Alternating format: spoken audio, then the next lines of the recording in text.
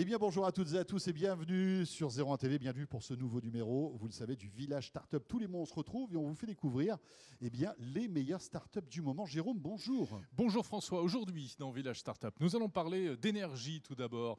Imaginez des panneaux solaires que vous partagez avec vos voisins grâce à une application, c'est très intéressant et innovant.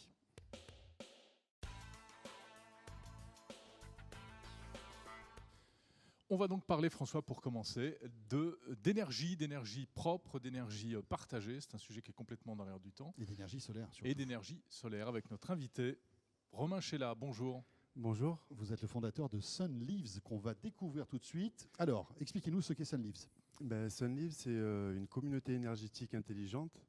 Donc, grâce à une plateforme de mutualisation que nous avons développée et un petit capteur qu'on va venir brancher sur les tableaux électriques de chaque membre, on va permettre l'émergence de l'autoconsommation collective d'énergie solaire. Et une fois que cette installation produit de l'énergie, on va, grâce à nos algorithmes, répartir l'énergie entre les utilisateurs en temps réel selon leurs besoins et leur consommation.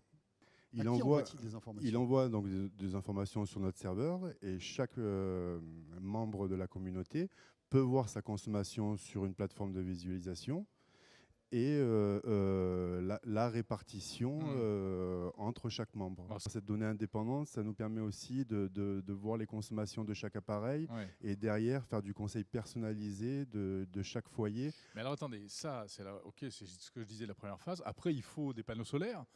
Exactement, mais l'innovation, si vous voulez, c'est qu'on va mutualiser tous les panneaux et on va pouvoir l'installer sur un bâtiment. En général, on va choisir le bâtiment le mieux exposé, qui peut être une école, un bâtiment de la mairie ou un hypermarché. Quel intérêt par rapport à quelqu'un qui installe des panneaux solaires rien que pour lui, sur le toit de sa maison, pour sa consommation?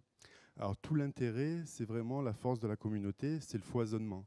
C'est-à-dire que ce que vous êtes en train de dire, c'est de l'autoconsommation individuelle. Donc de l'autoconsommation individuelle, si vous n'êtes pas capable de consommer cette énergie à l'instant T, cette énergie est revendue au réseau.